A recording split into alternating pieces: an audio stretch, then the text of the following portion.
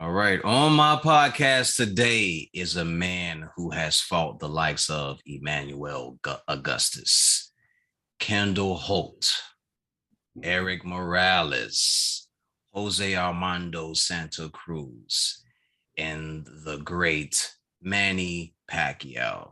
He is known as David Diaz. Very well. How you doing, man? Thank you And, for having me on. I and appreciate it and I being patient with me. yes, sir. No. Look. For those who don't know, I had to corner him. I Another had to name you pressure forgot him. though before I before I go forward, another name you forgot to mention is my good friend that we fought, Jesus Chavez. Um, That's true. That's true. yes, That's true. very That's true. I just great wanted to friend of name a mine. couple of them. We could get to that. We could get to that. We could That's get my to that. guy though. That's my Okay. guy, and we he's a Chicagoan transplanted to Austin. Great guy, man. Okay. So okay, tell me about that because a lot of times people think that all these guys that you all fight, there is actual animosity when you guys are fighting, and it's just fighting. Like there's actually nothing wrong. It's competition. Competition is what it is. The only one that I can say maybe there's animosity is with Eric Morales. Other than that, every person I fought, not a problem. Not a So problem. okay, what was the issue there with you and Eric Morales? I don't know. He had a beef with me. He thought he won the fight, and I guess after a while, he still it's not as cordial as Hey, it's already it happened. It's part of the process. We win some, we lose some. He knows that as well, but it's still a thing that and maybe he's over it. But a few years ago, this was a few years ago that a friend of mine was like trying to get his autograph, and he said no. So, and then he's like, "That's why David Diaz beat you," and he's like, "Man, fuck that guy." Nah. It was hilarious. It was just, but like to me, it wasn't. It's part of it. We win, we lose, and sometimes we get knocked out, like I say. Yeah. That's how it goes. Yeah, and for those who are listening, if you are unaware who David Diaz is, he fought at the championship level. The Yeah. championship level. Tell me And about that. How like did you know what point did you know that you were gonna be at the championship level? Do you know when it's coming? Can you feel you it? want it. Okay. You want it. That's the best thing that you want to see yourself do is be in a championship fight, be in front of 100,000 people or 20, 30,000 people fighting for a championship belt or winning one or you know when did I see myself do that? I would have to say after my first intern championship fight, when we beat Jose Armando Santa Cruz for the interim championship, that's when I was like, okay, I can be here. I belong here. I belong with these fighters. That's when I started feeling good about myself. It it wasn't up until then that I was like, I can make it. I can go to those type of fights. I can be in those type of fights. But once I won that interim championship, I was like, yes, I belong here. I'm supposed to fight these guys. Um, but as a fighter, you always, if you don't have that mentality in you that you want to be in the championship rounds and the championship fights, I don't know. I don't know what to say, man. I don't know if Yeah, you you'll got the ever wrong get there. sport. Yeah, You got the it wrong is not. sport because it's No, just you in that ring, man. And and that's it. if you haven't over prepared to a certain point, you are going to get the fight in the life beat out of you. Yeah, And yeah. I don't. I, I've been of a since I was a workhorse in the gym. I was always working my ass off, always trying.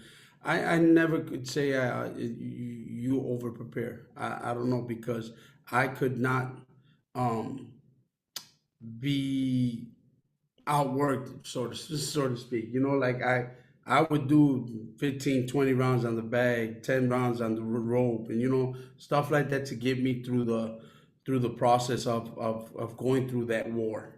So that's how I looked at my training, and all I right, feel that you should prepare.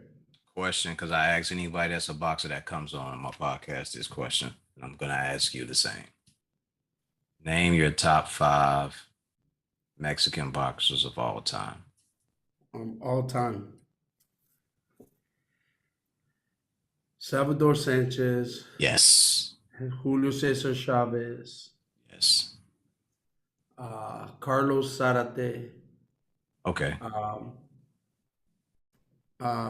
Ricardo Lopez, Finito. and Barrera. And Okay. Morales and Barrera right there, bro. Morales and Barrera right there. Even though before I fought Morales, um, I loved watching him fight, man. You know, he was an all action type fighter, and I think for me, that's how I have him. Okay. And the reason I have Carlos Zarate up there is because I met him at a later age, and I think he was just a great person. And seen some of his fights, and he was there. Yeah, and I'm glad you said that because I hardly ever hear people mention Zarate. Yeah, That's yeah. He was as a in that nice little tough fight. featherweight man, Yeah, boxer, good too. So those are my Mexican fighters. yeah, yeah. I ask people that, and sometimes they said, "Oh, there's so many," and I go, "If there's so many, you should be able to throw out five." You It's know. because yeah, But you know sometimes what they don't. happened? You know what it is? You know what it is? I think what it is when you put people on the spot, they forget. Yeah, they forget because there's also Pepino Cuevas, who was a great fighter as well too. But he had no business being in the welterweight division. You Yeah. know, Oh, yeah. so Oh, yeah, yeah, man. yeah, Oh, yeah, yeah. It was bad. That yes, was sir. bad. That Thomas Hearns fight. That was bad. I was Yes, like, oh sir. my god. Oh my god. Yeah. And some people, which I'm not surprised at, is they throw Oscar De La Hoya in there, who I think is one of the greats of all time as Oh, well. I mean, yeah, yeah, but you said Mexican, so I Yeah, assume. yeah. I said Mexican, but some people will go, oh, he's When they Mexican, but he's but Mexican now American. you say Mexican American and Yeah, stuff like that, and there's a little list there's there a too. no. All So. there. I've heard it, man. I've gotten argued down. I've been in fights over that, man. Trust me. I have, I Yeah, have, I have Mexican friends, and there have been fights over this conversation. yeah, So I totally get it. There's Mexican and there's Mexican American. And I'll say yeah, this, man, from the times that I have been in Mexico and I've visited, and I've watched the guys over there fight, and the competition is going on.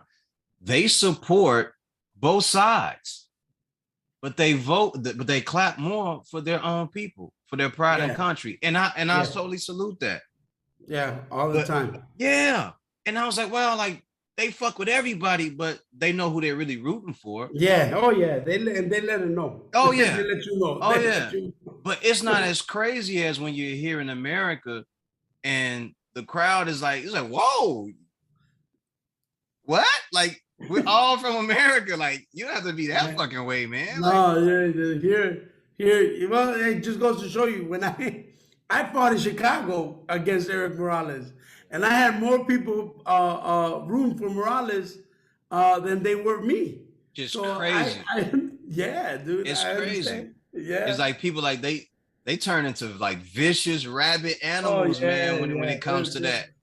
They And when they're like a Mexican born fighter comes here and stuff like that, it's like even the Mexicans here are like, nah, man, that's our guy. He yeah, kicked like him if over there. That's yeah, like it. you're a Mexican, but you ain't a real Mexican. They just Yeah, say talk. exactly.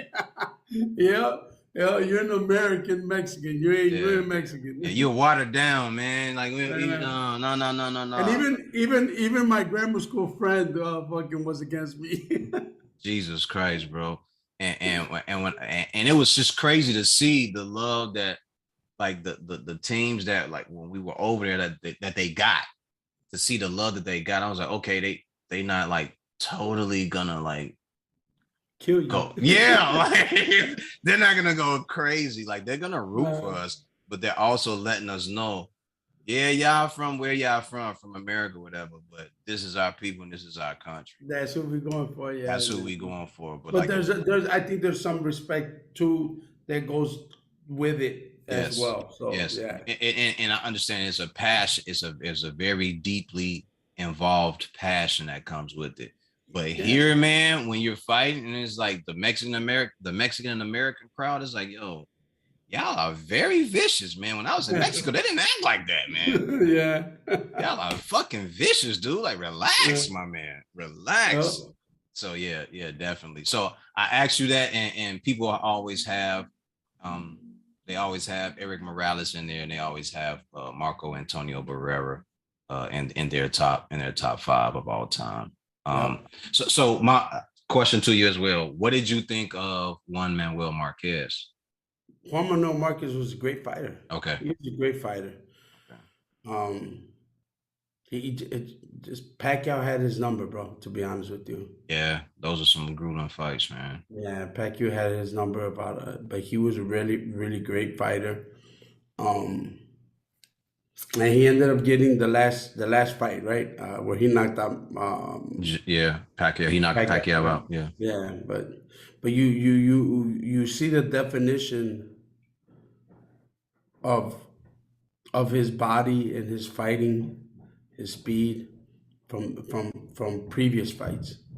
yeah. Like he looked so much bigger and faster and stronger for that last fight. So you know, It was just crazy to see Pacquiao box at 147 for so many years to me. and still be fast and he didn't have the pop he has before, but he was still speed. Yeah, He was still fast. yeah. He was still able to Explode. land those 20 punches per Yeah, second.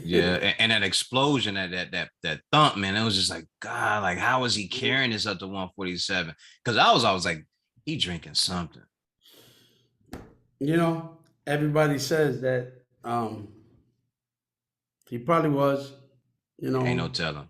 Ain't no ain't telling. no But telling. Never was if caught. yeah, He was if never it, caught. that part, because and Can't.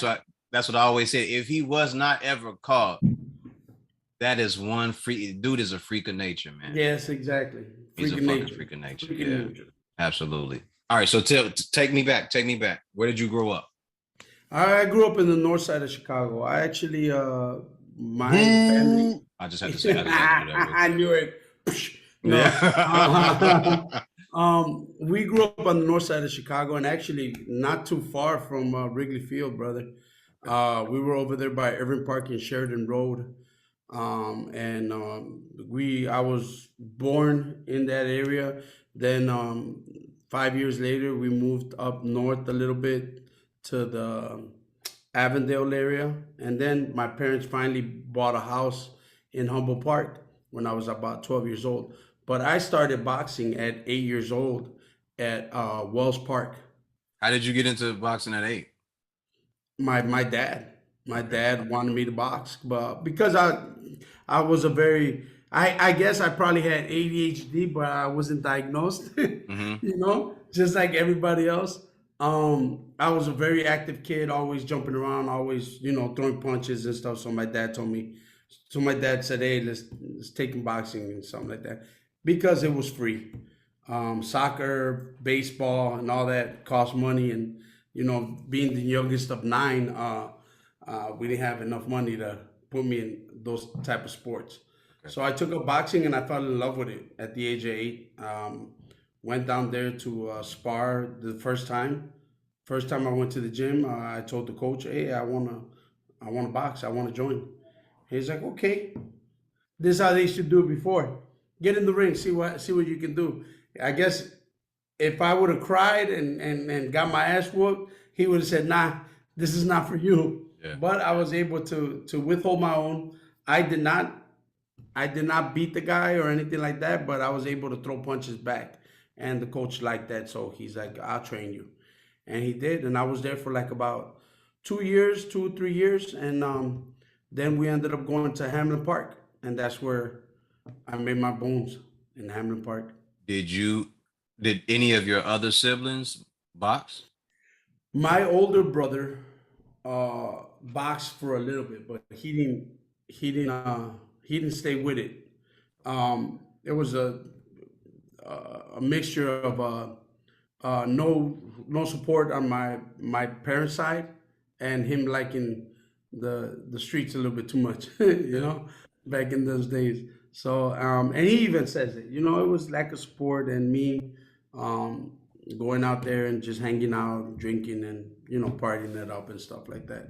So when I started it, I fell in love with it. I mean, going to work out every day, Monday through Saturday, and then over the weekends going to fights, or during the week getting fights at the Park District. Then I started advancing in Mhm. boxing, winning a lot of Chicago Park District championships, state titles, regionals, and then at the age of 15, well, funny story is that like when I was 14, I was able to participate in my first national tournament, which was in uh where was it at? Marquette, Marquette Michigan. Park. Oh, Marquette, No, Michigan. Okay, Marquette, okay, Michigan. okay, Went to the nationals out there. So, okay. and it was my first national tournament. So we went there with my coach at the time. His name is Danny Nieves, and he was a 21-year-old guy, Mm. and I was about 14, getting ready to turn 15, and it was my first national trip, man. So we went over there and we started seeing like a lot of college girls, Mm. So we started goofing around and playing, just being kids from the city going out somewhere else, man. And I lost my first fight against Arturo Ramos, um, and he was the previous champion who had won the nationals. So he beat me in the first round, and I had to stay there the whole week watching him win fight after fight after fight after fight. Burning you up.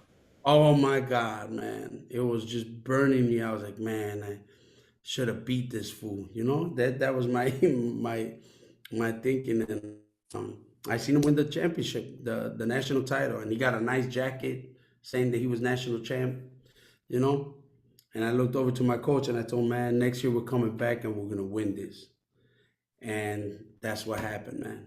Yeah. The next year we came back and we won it in North Dakota. We won. We became national junior Olympic champion, and I was able to represent the U.S.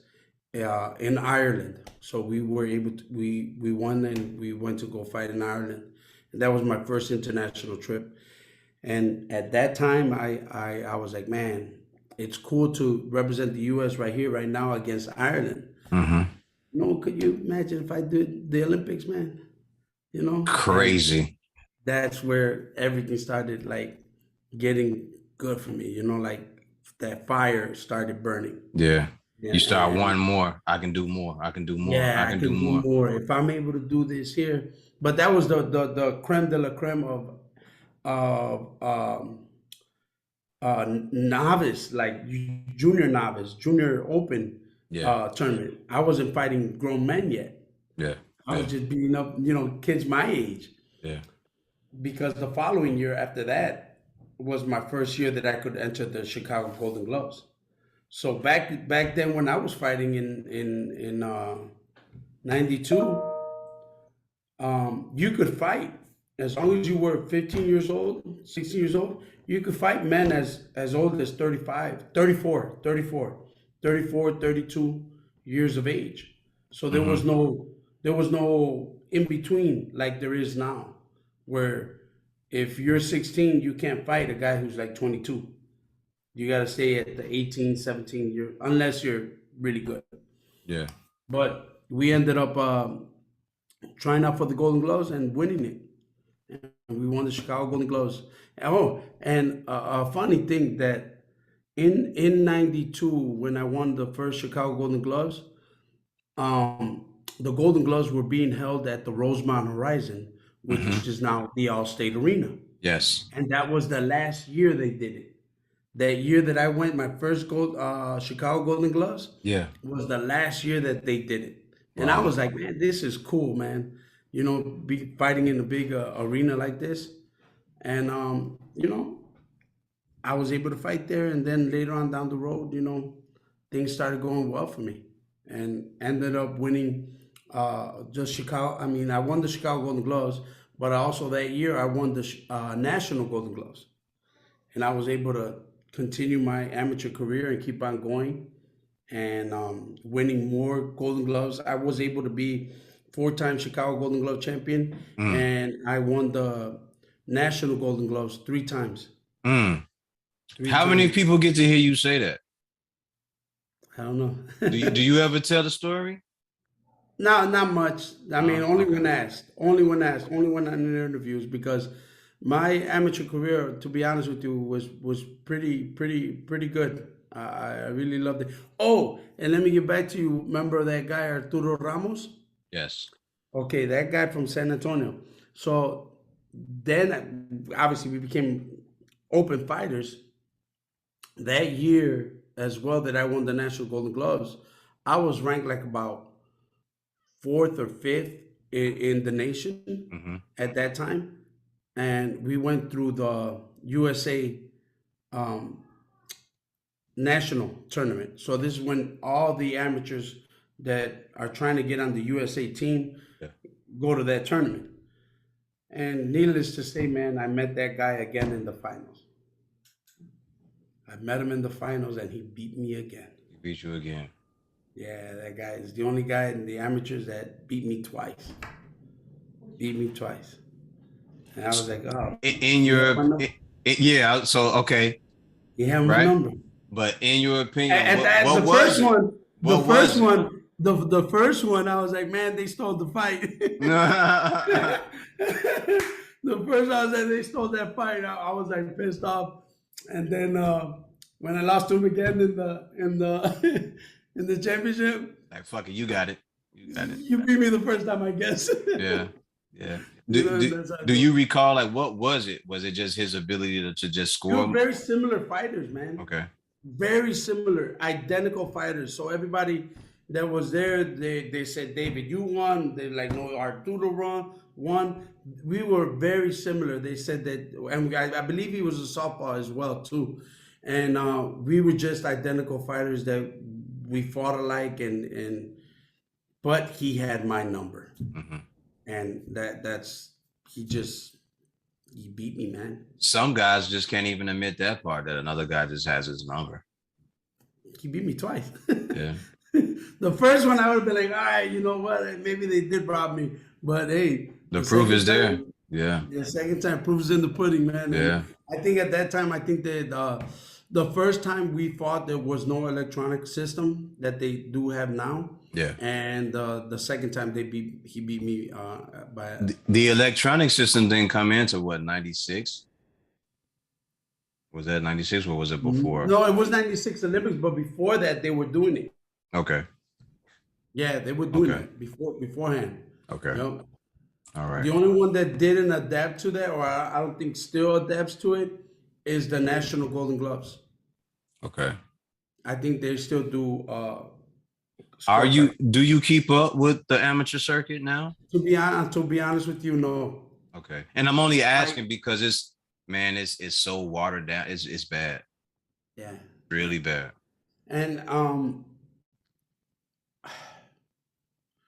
It's bad. it It's like a group of guys who just say now who gets to go yeah, and wherever. And that's not right. That's yeah. not right. It should be for merit of the hard work that they put in the gym, and then they come and execute it, and They're it not shows if it's not like that, Dave, that's they're not doing that. They're not doing that.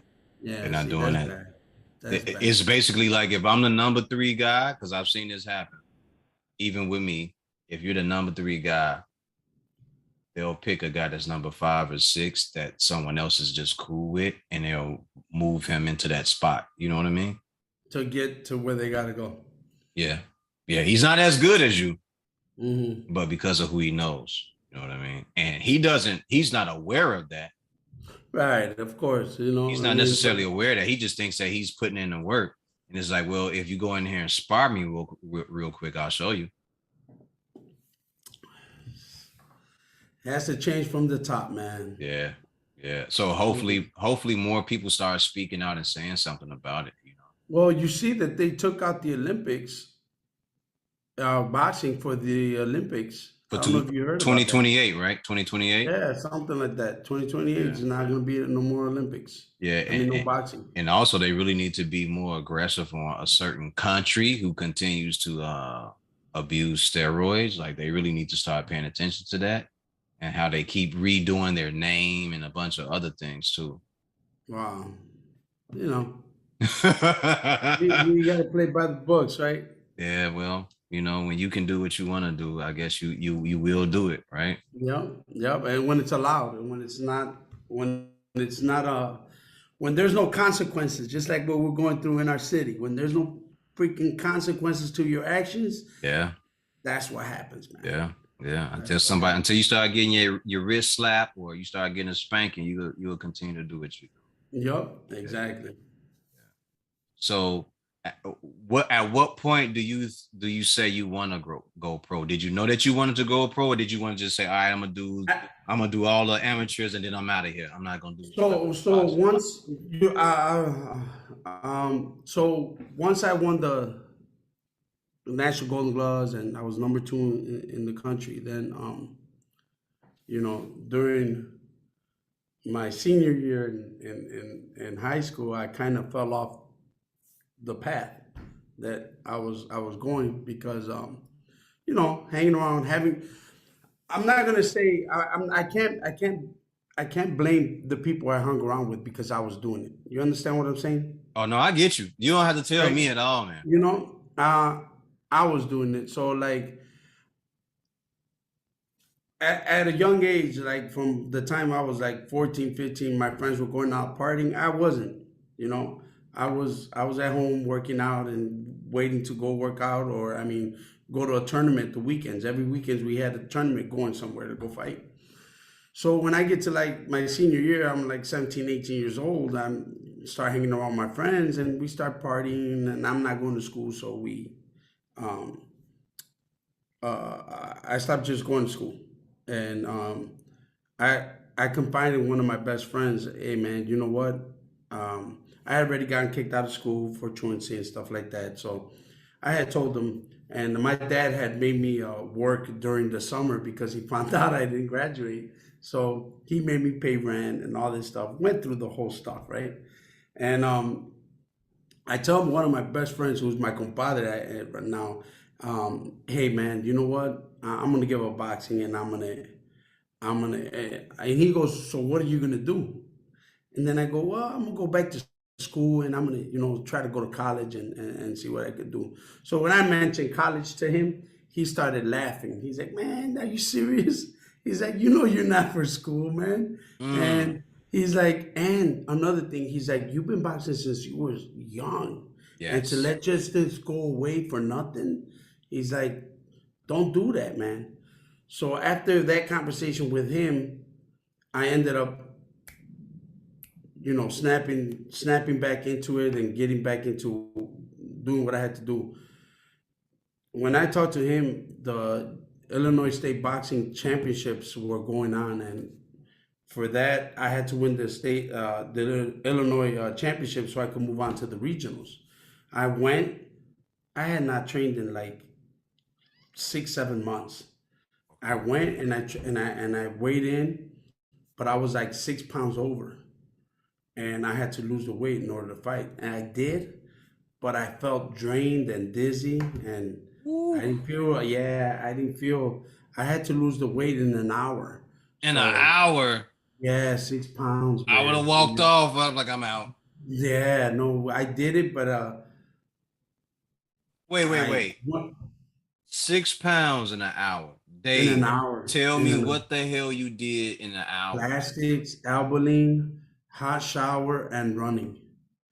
Yeah, So the spitting and Abilene helps with the water weight, right? yes, sir, yes, sir. And then the plastics, the sauna suits, Yeah. those sauna suits. Yeah, yep. Jesus, man. Jumping rope In the in suit. the steam room. Yeah, with the hot water on and jumping rope, running in place, doing jumping jacks. Spitting, chewing gum, spitting, chewing gum, spitting. It Yeah, just sounds like my yeah, stomach hurting right torture. now. So yeah, so we did that at 7 o'clock in the morning. We were gonna fight at 2, I believe it was 2 o'clock. Fell asleep for a little bit. 8. I woke up. I didn't feel good, man. It just something told me, you know what? Don't fight. So I didn't fight. And I went back home and reevaluated myself and started working out for the Golden Gloves, which was the last tournament to try to get into the Olympic box office. And we were able to refocus and do everything that we had to do. Won the Chicago Golden Gloves. Ended up going to Cleveland, Ohio for the Golden Glove Championships. We won that, and then we were once you became a national champion, you were able to go and fight at the Olympic box office, which were in Oakland, and I was able What to weight go is there. this? What weight is this? 139, 139, and we were able to win there, and we went over there and we fought, and ended up winning the whole tournament, and I was able to become an Olympian. I actually beat Zeb Judah in the Olympic box office twice. Oh wow.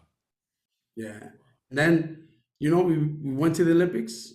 One of the best moments of my life. Experiences was phenomenal. Able to uh, have my family be there because it was Atlanta. And at that time, you're how can you say, not envious, but like greedy kid. Like I was like, man, I wish it would have been somewhere else, like somewhere exotic, like Athens, Oh Greece, so yeah, yeah, stuff like yeah. that. But at the time, again, as a kid, you Spoiled. don't. Yeah, spoiled. There we go, spoiled brat, right? Because at that time, my parents weren't residents in the U.S. They were Okay. still undocumented. My brothers as well, my brothers and sisters. Um, and they were actually able to go experience that with me, to be at the Olympics. Oh, that's right, because you're the youngest. Yes, sir. Yes, sir. Yes, sir. you know? Oh shit, there's a story to that too then. Yeah, man. And here's the other story too, is that my second oldest brother, who me and him had a great relationship, and he comes and he grabs me from behind because we're in the Olympic Village. And he grabs me from behind and he's like, man, thank you so much. And I'm like, for what?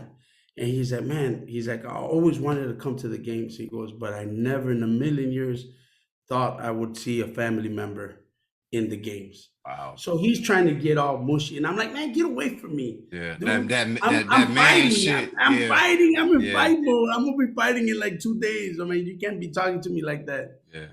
But he ended up seeing me fight and win, and then I lost my second fight. But actually, he ended up passing a year and a half later. Yeah. Uh, yeah, due to My AIDS. condolences. Yeah, yeah, AIDS? yeah, yeah, Ah, shit, man. yeah. He ended up passing from that, and you know, it was a bittersweet thing because he was a good person, man. Really Yeah. good family. He was actually the first family hero, because my parents immigrated, like I told you, and then they left him with four of my brothers and sisters, for him to take care of them for about a year and a half. Okay. It wasn't until later on that my other brothers and sisters came, and him and the oldest one did not come to the U.S. because they were studying their professions already. They were already deep into their. He was actually a high school teacher and a grammar school teacher, Okay. and he was a folklore dancer instructor. So he was already paving his own way over there, that he didn't need to come to the U.S. But Okay. it's part of it, part of life that we go through. But it wasn't like, back to get to when did I know pro? I knew after the Olympics that I wanted to go pro. But since I didn't medal, I didn't think I was gonna get any um, attraction Deals. from Yeah. from big promoters. I didn't think that. I was like, man, I didn't medal, so probably nobody's gonna, look out for No, me. I think they know if you make it to the Olympics. I think certain ones know that if you get that far, there's something special about you. Not everyone pays attention to that because they don't Right. really know what talent really is. But Mhm. those who know, like, hey, if you made it that far, there's only a certain breed of person that can get to that level, you know. Oh, yep. And I take that, you know. But then when I came back home, the phone didn't ring. The phone didn't ring until like about 2 months later. Hmm. 2 months later, and then we got signed by Top Rank, Bob Arum. Okay. So that's when we knew we were gonna fight and start becoming pro. Then I ended up signing with the manager out of Florida. Their names were the Garretts, and ended up signing with them. And I actually moved down to South Beach, Mhm. Coral Gables for about a year and a half. Yes, I know. That's exactly what happened. I'm not saying anything, man. I had a chance to go down there when I was young. I was a teenage. I was in my early 20s. That's when I was down there, Yeah, 20, bro. I was in my early 20s down And there. they gave a young kid from Humboldt Park It's some money, nice. a car, Yeah, a place to live, yeah. and then I didn't have nobody down there telling me what to do. You And know? it's just space and it's Yeah, nice looking yeah, things everywhere. Yeah, all over the place, man. yeah. So got distracted. Then we ended up coming back to Chicago like 2 years later, and I actually hung him up. I didn't box for like about 2 years. Really? Yeah, So transition to that. What makes you stop boxing for 2 years? because I was having those issues of making weight at 139, and partying and you know I started off good with I think it was like one or two knockouts in the first three fights, three four Okay. fights, and then after that it was more decisions and barely making weight and struggling to make weight, not eating for a day or two, you know, and then I was getting homesick. So I was like, you know what? I'm just gonna grab my stuff, get out of here, go back to Chicago, not fight. Either I get this all out of my system, partying and having a good time, Yeah. and And the food here is then I crazy go, too, man. yeah, and then I just go back and go back home. Yeah. And if I decide to go back to boxing, at least I'll be more level headed and I'll know where I'm going. Okay. So I came back like in I think it was 99, 99. So from 99 to 2001, 2002, I partied my ass off. Wow. I, yeah, I That's a partied. And long stretch, my man. yeah, man, it was. It was. I think 20, 21. I did a one or two fights and stuff like that, but it was like long. It wasn't, but I wasn't really focused. Did And it you put on wasn't a lot until of did you blow up big? yeah, yeah. I got up to about 190, Woo! 200. Yeah. You was big as shit, man. Like I am now. Right now, I'm walking around 190. Yeah, but you don't have to worry about that now. No, I don't. You don't have to worry about it. For those who No, don't no, know, sir. Don't have to worry about it. for those who aren't aware, David Diaz owns a real estate company called Main Event Real Estate. So Mhm. he's okay. He let that go. He's all right. No more punches, no more Right. diets, no more No. no more fasting, intermittent fasting, none of that running 6 miles in the morning at 4:30 No. a.m. None of that, man. So he's enjoying living life and kids and being able to eat. I think I retired in 2011. Mm-hmm.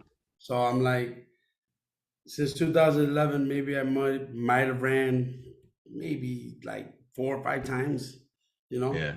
Yeah. since retirement. So I still figured since I started working out religiously since I was 8 years old, up until 2011, I was like, my body's still able to still maintain that level of athleticism, Yeah. No, right? no. And now you're at a point where you've done all that. So Oh yeah, you turned the chapter on that. yes sir. And so okay, Arturo Ramos. Right. Did you ever have a fight with him in the pros? No, no, no, no. We never Did fought in he the ever pro. turn pro? He did turn pro, but he Okay. didn't. He didn't take it any farther. I think maybe he had like about 11 fights. I'm actually friends with him on Facebook.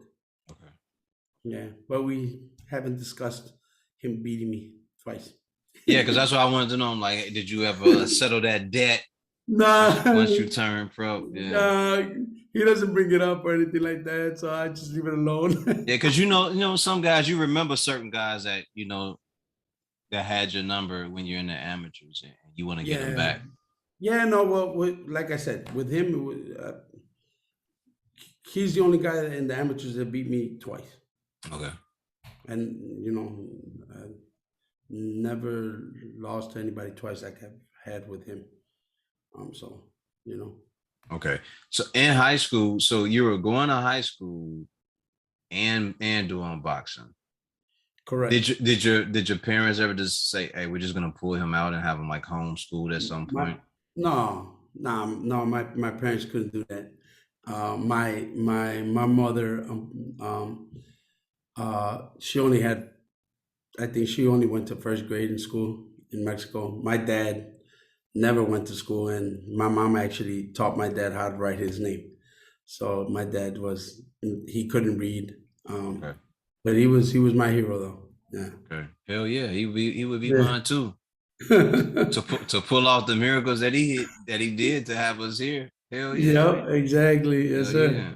You salute a person like that, man. Yes, sir. And, Yes, sir. and real shit, David, they should be very proud. They should be very Oh, proud of you. they were. My dad was. My mom was. They Yeah, should they be were. They very were. proud. They were there. I felt it, and they told me. So I'm okay. Good.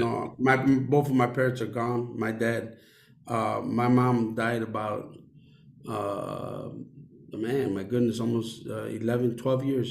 12 years. Well, My my mom died. condolences to moms, Yeah, to the OG. thank you. And then my dad, he just made a year. He died last year. Okay. Okay. My Yeah. mom is 2 months. She died in Oh, June. oh man. Yeah. Yeah. My dad was July 28th.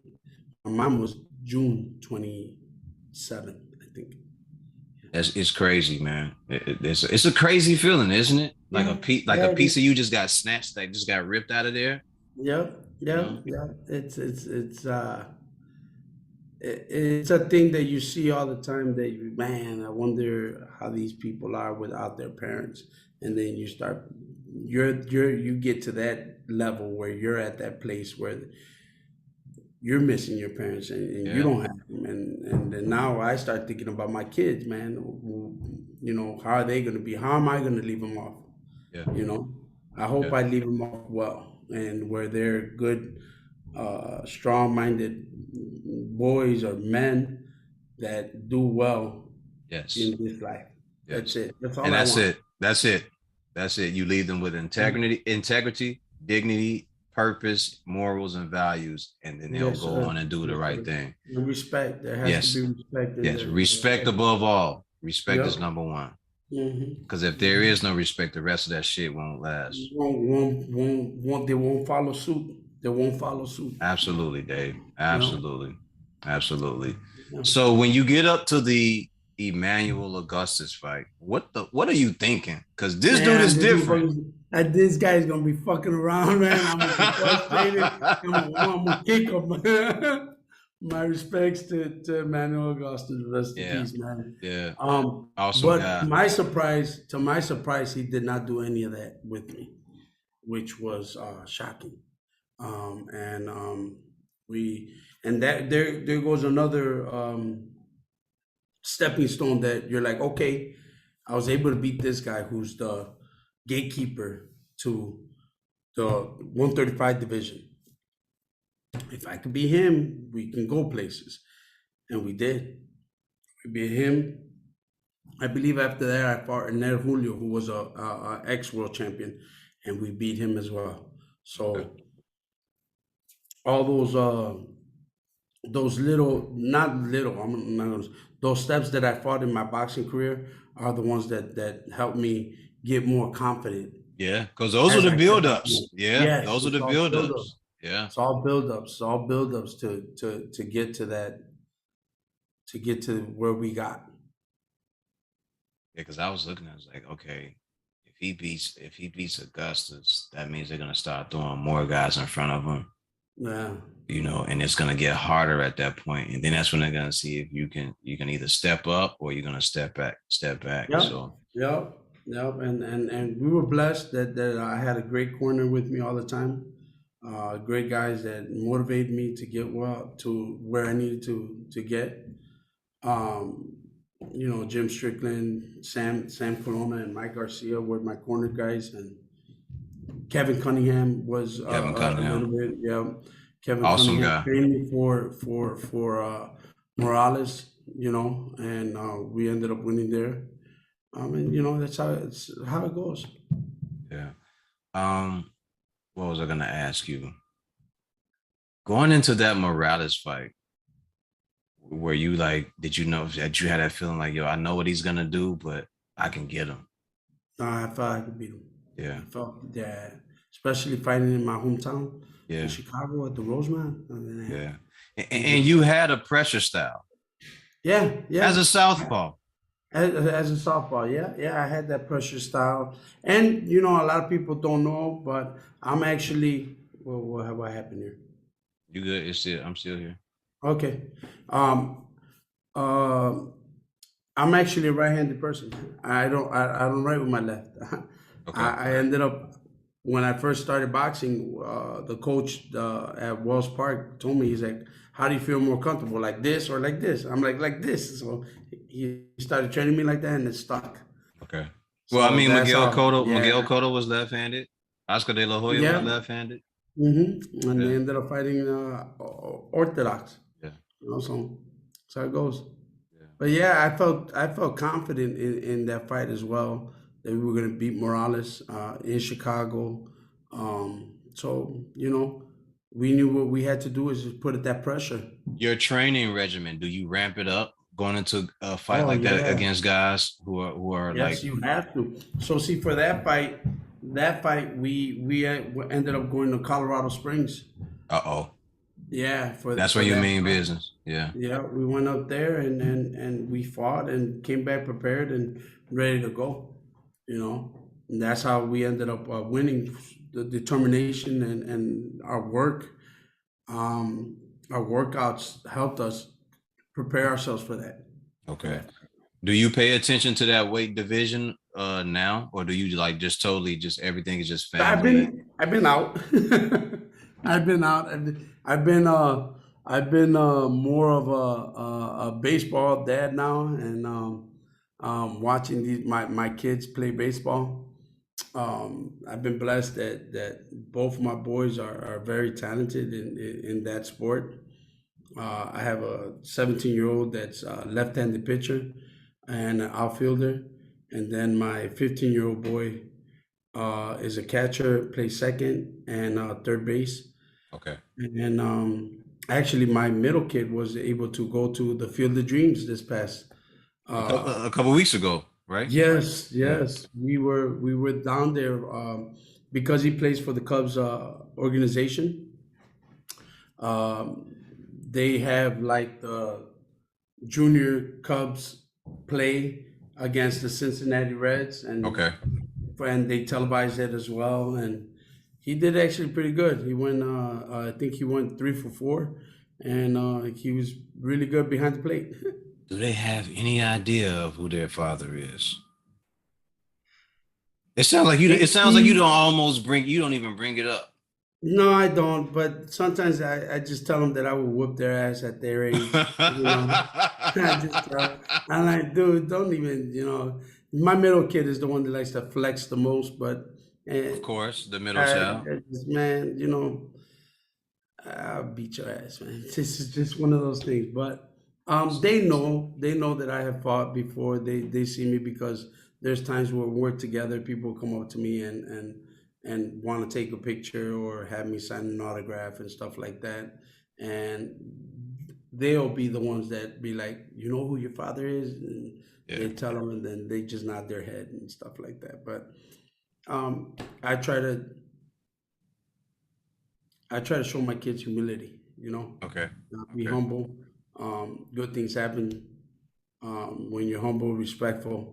and you behave the proper way. Look at you. Look at this situation right now.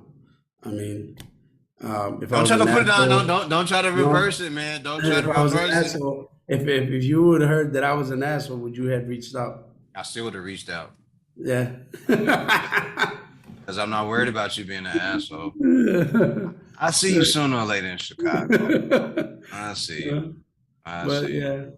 yeah, that's how it is. And mostly, I I watched the Andy Reese fight this past week, Yeah. Sunday, yesterday. Sunday. Yeah. Sunday, a couple days ago. Yeah, I watched it, and do I miss it? Nah, I I can don't. tell you don't miss it. I can I tell. don't. I I can. don't I miss feel it. like Dave. I feel like you're at peace. Like you're past that. Oh yeah, I am at peace, man. I've always said that if when I retire, I wanted to be done for sure. I was done. I didn't want to be the guy that everybody's embarrassed to be around, where he can't communicate well, or has trouble um, putting sentences together. Which you have Not, no problem doing. yeah, no, right now I don't. Right now I don't. Who knows down the road, right? I think you'll be all right. I don't think Yeah, you. yeah, I I hope think so. you'll be all right. So I just, and also I didn't want to be a burden to my wife and my kids, down the road. So we knew it was time. After my last fight that I fought with Hank Lundy on ESPN, Yeah. he knocked me out, and my wife took a picture of it, and I was down there thinking, in the dressing room, out as a fighter, as a guy who's always up for the competition. Since he knocked me out in almost my backyard, which was at the casino here by Indiana, I was like, you know what? I'm gonna ask for a rematch. I'm gonna ask for a rematch, and I'm gonna go fight him in his hometown of Philadelphia, and I'm gonna beat his ass. And I'm gonna knock his ass out. And then I said, okay, since we fought on a Friday, I was like, the Monday we got to get back to working out. That's where my body and everything said, oh, hold it. Give I us some think we're time. done, baby. Yeah, Yeah. no, I think we're done. Okay. So that was my mentality. Yeah, I said, forget this, man. Fuck it. I'm done. Yeah, because you just slid right on out. You was like, yeah, I'm out, man. Yeah, and I did it. And what happened was that I didn't tell nobody. I didn't tell nobody what my thought was. Okay. But um, fast forward of like 4 or 5 months of not doing nothing, not working out, not doing anything, I told my wife, hey, you know what? I'm gonna retire. And Did you feel it at any time before the Lundy fight? Did you no, think or no, know it? no, no, No? no, no, Okay. no, So no, you no. was always all in. All in. Oh no, for every fight I take, bro, every fight I took it as me winning. They told me not to take that Hank Lundy fight. Really? They're like, man, that's a young cat, man. That's a young guy. I'm Okay. like, what's the fucking point? Yeah, he had like 17 fights or something like that. Yeah, and I think like 14 knockouts or some shit like Yeah. that. Something like that. But there was like I always said this, what's the point of us being fighters if we're not gonna take on the challenge? Because that's what it's all about anyway, right? That's what it's all about, to see who's the best. So I went up there and I was like, man, if this young kid really has it, he's gonna fuck me up, call it a day. Like Yeah. beat me. I didn't say call it a day like I'm gonna retire. I said if he beats me, he beats me. I know where I stand. And if you don't, he gonna get And then ran down. rude awakening, because he did. Because I had his ass out. Yeah. If you go back to that fight, man, I dropped him, and I just couldn't finish him, bro. I couldn't finish him. I got too over anxious, and I didn't set up my punches right. I thought the ref was gonna come in because he was on the ropes, but he didn't. And then he ended up headbutting me, and it's what it happens, bro. Yeah. And I got knocked out. Just put it like that. Yeah. And that's how the fight ended. And that's when I knew it was time. It was time to let go. Growing up in the amateurs or in the pro circuit, do you remember there being any boxers who never really got the chance to really shine? One comes up to me that because I don't know if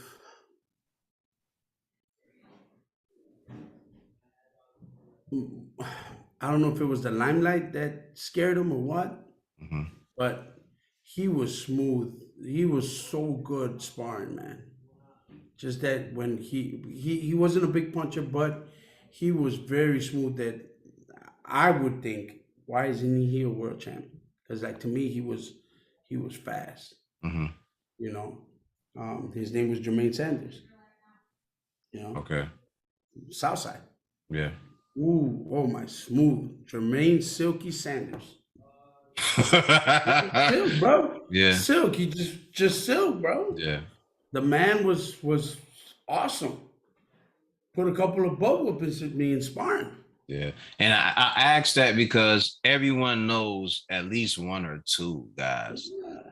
that would have been great as pros, For but they me, ne- for me, for me, that's the guy yeah. that I would sometimes sit down and think, like, man, what's keeping you from becoming so great Yeah. or becoming that champ? Yeah. What's keeping you? Is there something outside of this gym that I don't see, obviously, that's bothering you, or something's not letting you move forward, or what it was? But for me, he was the guy that I thought should have been up there with the Whitakers and stuff like that. Mm. He was smooth, bro. He was smooth. So you transition, right? Boom. You say Hmm. 2011, your Yeah. wife, I'm done. This is it. You don't even have to worry about me coming back here no more. I'm done with this boxing shit. Mhm. I'm moving on. What made you pick up real estate? I didn't pick up real estate until like about 3 years after. Yeah, wait, we're in 2002. Yeah, like about I'm gonna say 2014, 15. It took me like Okay. 3, 4 years to after 2011 because I ended up doing a boxing program with uh, Cicero, Illinois, which is right outside Chicago. Yeah, that's where they were having the golden gloves and yeah, Yeah. yeah, So I was able to do a boxing program with them, and I was doing well. It wasn't a big paycheck or anything like that, but it was just something that I like doing. yeah. But the thing was that during the day I would be drinking, not Ah, doing nothing. Yeah, yeah. So then my wife would be like, "Hey, this is not productive. You're not doing. Why don't you take up real estate? And try to do that." And I took up real estate. Ended up finding a love, a passion for it, and now, fast forward, we have our own real estate company. awesome, Yeah. awesome. Was she involved in real estate? Oh yeah, she was involved in real estate when we got married about in 2003. She had her license and stuff like that. She Mm. actually let it go after we started having our kids, and then boxing started going really well for me. So she was able to not, do anything, and then um, it wasn't until like about I think she like 2 years before I retired, she started picking up her real estate license again. She's like, "Hey, I want to do real estate." I'm like, "All right, cool, go ahead." And she picked it up, and then when I retired, 3 years later, she's like, "Hey, man, you drinking and being here like this is not good for you. Why don't you find something to do? Purpose again, Because you always, I like as me as a fighter, all you think is that's the only thing you're good for was fighting and training, you know. Mhm. So I was able to transition myself good into the real estate world. So is it commercial, residential, both? I'm actually this year I'm actually leaning towards more commercial. Okay. I have two properties that I have listed in for that are commercial. One's a property in Cicero. So if any mechanics out there that want to start their own mechanic shop, give me a holler. But because I have a great property on Cermak Avenue, the gentleman's has had that building for about 20 years, and it's a mechanic shop. Comes with everything, So Oh, so yeah, it's already it's already yeah. established. Okay. Clientele, everything. All you have to do is obviously bring the money, 675K, and because it's the whole prop, it's like 4 city lots. It's a Four big, city lots. yeah, Wow. 4 city lots in Okay. Cicero on Cermak Road, and and it comes with the equipment, the diagnostic machines and all that stuff, lifts. All you have to do is bring in your workers and some tools. Call it a day. Okay. Yeah. And now my wife is the one that does more residential real estate, and I help out as well with the residential. I've done that, and that's where we're going towards right now. Do your clients know that you're a boxer? Yeah, some do, some Yeah. do. Because Yeah, I'm looking at the look. I'm like, if you yeah, didn't know that, you would look at him and go, man, look at this yeah. A little short Mexican, you know.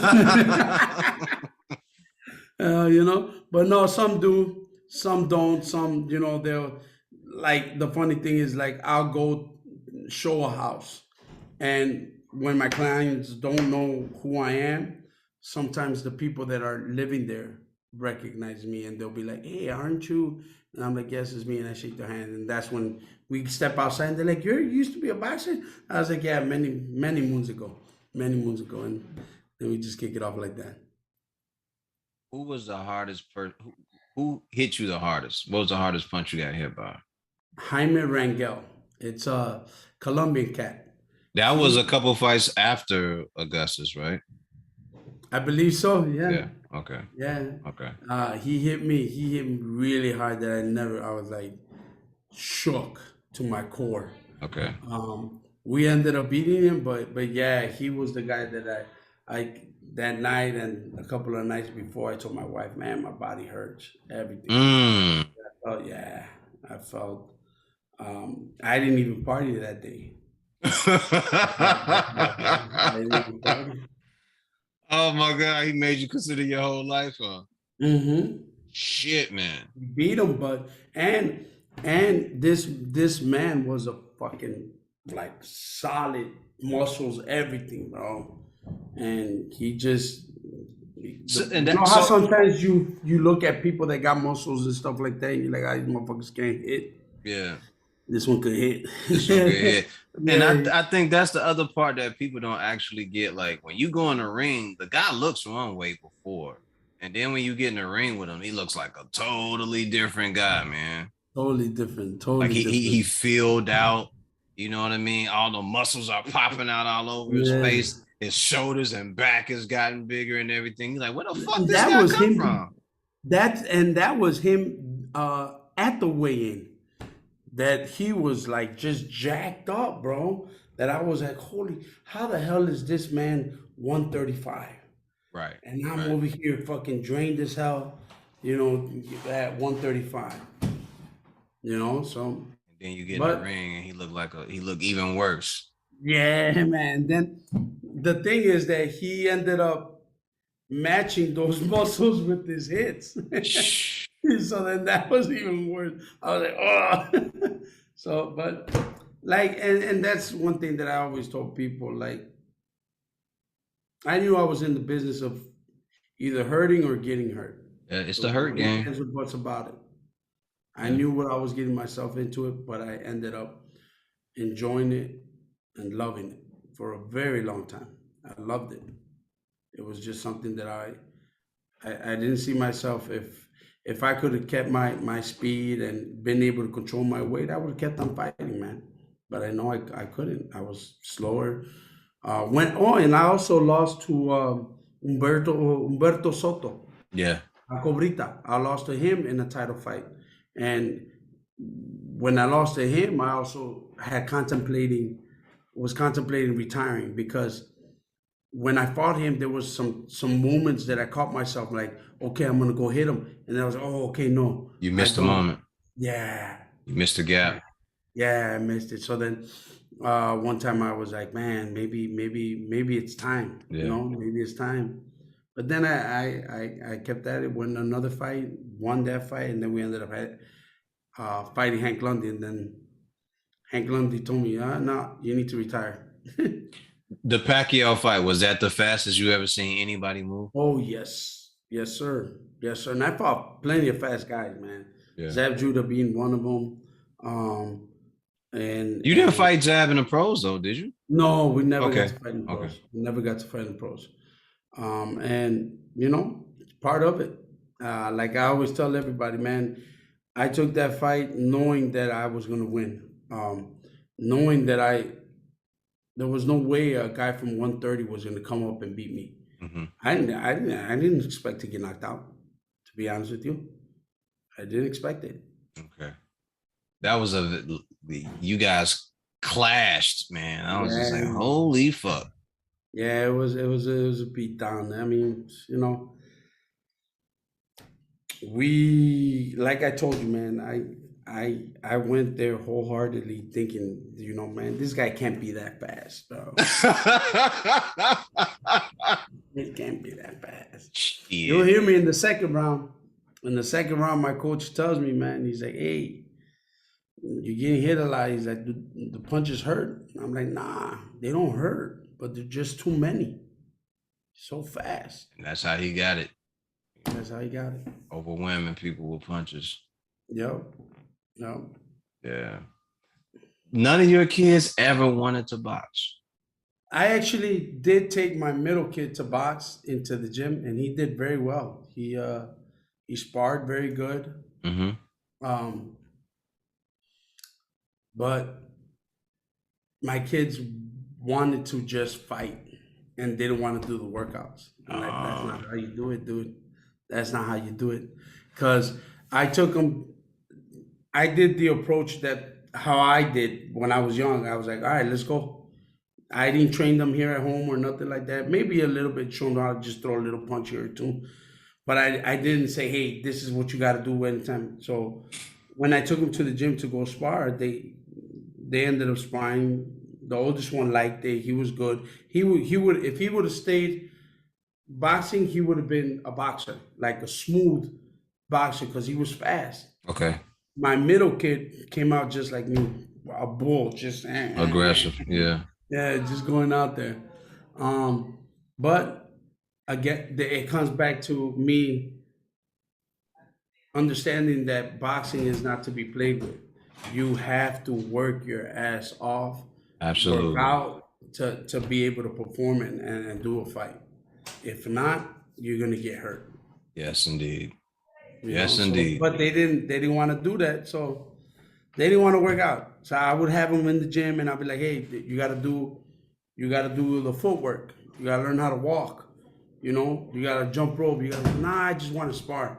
I was like, "It's not gonna work out like that, man. Mm-mm. You're gonna find a cat that's gonna be able to beat your butt. Why? Because he's working out." Yeah. So my middle kid ended up doing it. Like he sparred one day at my gym, the second day at another guy's gym, and then he came back to my gym and sparred one more time. Then after that, I told him, hey, because I would tell him, hey, let's work out properly the way it's supposed to be. He would give me a hard time. And I had other kids there, so I was like, man, listen, man, just go do what you want to do. Yeah. So then on Monday, I would say, hey, you want to go work out? He's like, nah, I'm okay. Never Yeah, asked. man. It's a lot that goes with boxing. Drills, techniques. Man, there's discipline, sacrifice, and discipline again, man. If you're not disciplined to do anything, you're not gonna make it. Yeah, most people can't sit and throw a hook for 30 minutes and Mm. understand why they're throwing the same punch over and over again. And it's not the same punch that they throw over and over. And that's what I try to tell these people, that if you drop your elbow a little bit, it's not gonna be the same effect as when you have it nice and on an Tight. angle like Yeah. yeah. If you drop it a little bit like this, you're gonna be hitting with your pinky and you're gonna You break your don't want hand. that. Yeah, you don't want that. That ain't what you want. And You that's want to what hear. yes, that's what they don't understand. And you have to practice that all the time. And we can go back and say, you know what? Yeah, but he fights good. Yeah, but how long is he gonna last? Oh, 1 minute he might be great. What about when it comes to 2 minutes to 3 minutes? If you're not doing that work, you're gonna be gassed by the second round. That's Can it. you do it when you're tired? That's it. And when are you tired? Do you know when Mhm. you're tired? Mhm. Even that. What is your gas tank like? You got to know these things in order for you to be able to do that fight. Do you know how to hide in the ring without looking like you're buying Dead time? tired. Yeah, Yeah, it's there's a a lot of lot. things. Yeah, there's a lot of things that these guys, and that's what, in a nutshell, that's what my kid was. My Yeah. kids, they just wanted to fight, and I was like, nah, it's not gonna work that way. You got to be disciplined, and they actually took up other sports after my me telling them about boxing. They're like, okay, we're gonna do taekwondo, and they did pretty well for taekwondo. Again, my oldest won state in Illinois for taekwondo, and my middle guy second place. They went to the nationals, ended up losing in the third round, both of them. So Okay. you Okay. know, so they've always been active. And then about 4 or 5 years ago, they ended up baseball. Okay. They just because we had them in baseball when they were young. Then they're like, we don't want to do it. We switched them over to taekwondo, then soccer. They didn't like that, so then they ended up going back to baseball and been there ever since. Okay. Are there any fights in boxing that you really want to see as far because I know you're not totally involved, but just on a surface level, are there any fighters that you want to really see fight? I would like to see Crawford and Spence. Oh, That's a fight worth seeing. I think that Will would you be a great fight. do you have a pick for that fight? I like Crawford. You like Crawford? Okay. Yeah, I like Crawford. He Just has that ties to this city too. not only, yeah, he's got ties to the city. Um, what's his name? General Mendez. He's up by Highland Park over there. Okay.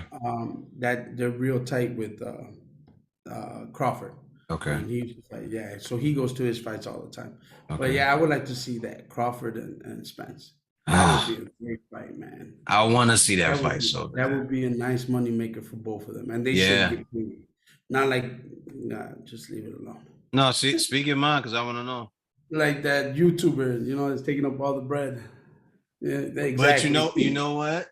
He And was. you don't knock his game, man. And I I'm get not it, but knocking don't. it. All I'm saying is that he was able to use what he had to make Yeah, himself. that's what his game. That was his game. That's his brand, and he did it. And what he did was what a guy like Bud Crawford can't do.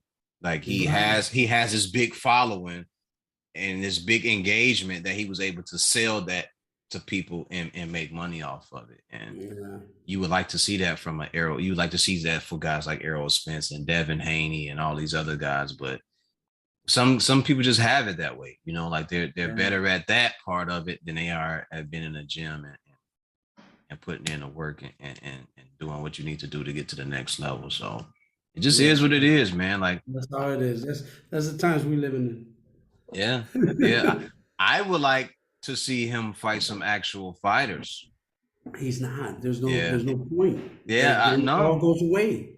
A 10-0 fighter, a real good 10-0 fighter will beat him. Not just beat him Like either. less.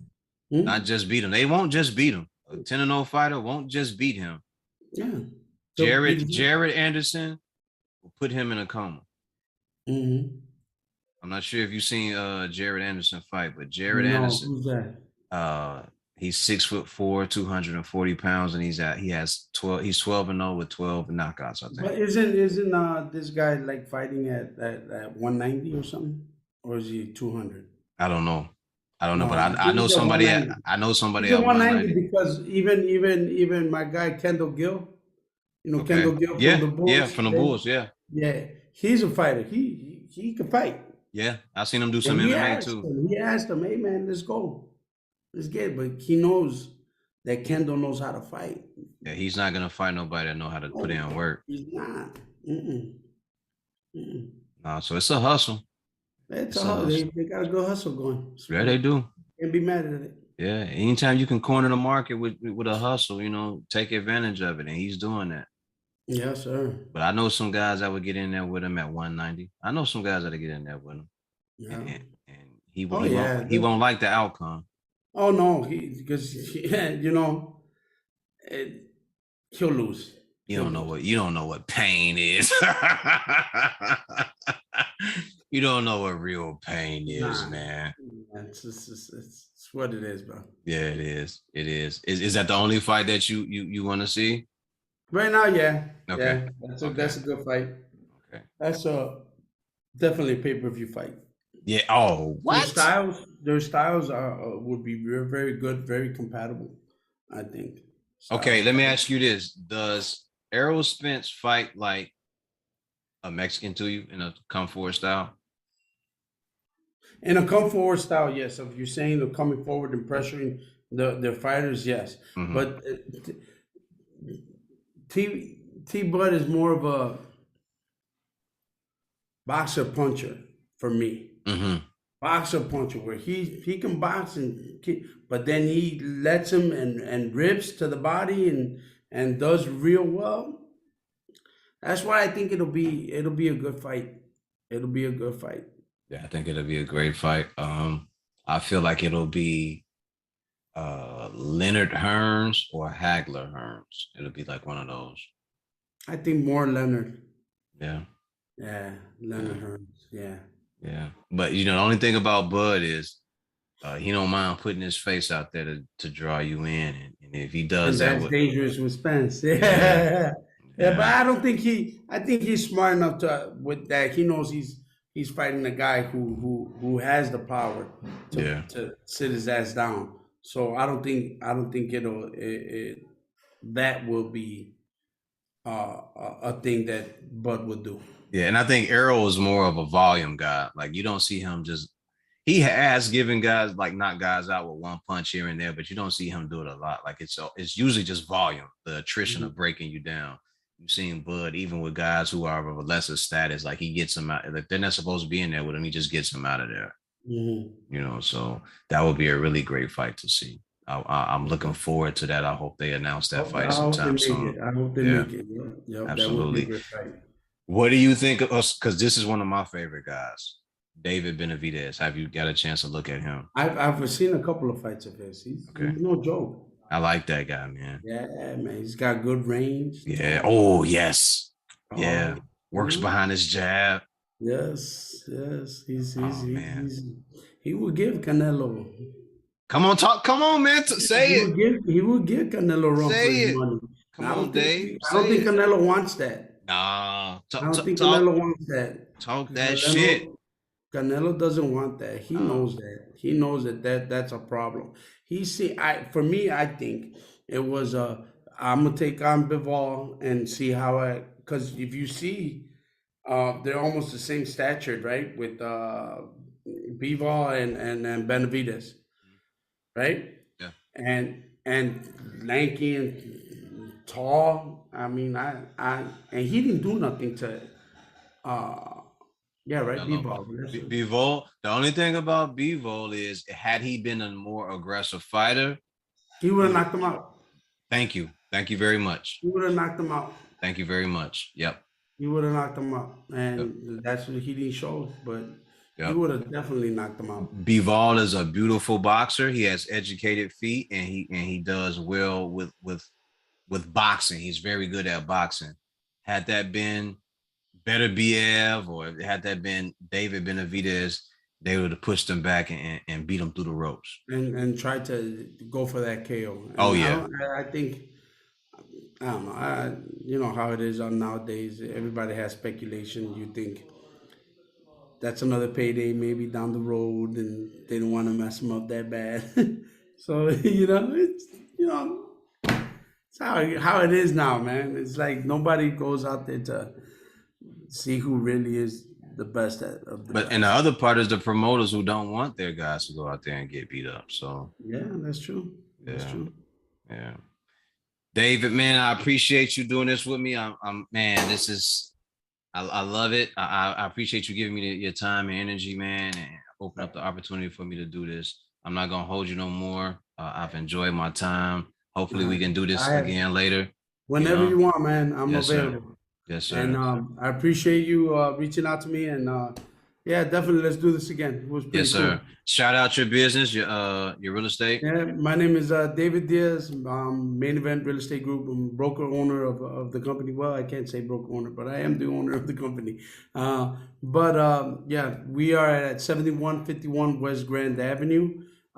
If you need to reach out to me, it's 773-681-1263 or David at maineventrealestate.com. Yes, indeed. Ladies and gentlemen, this is the end of the podcast. And always remember the mission statement when you're striving for greatness. God never puts you in the driver's seat if it's taken. We are done here.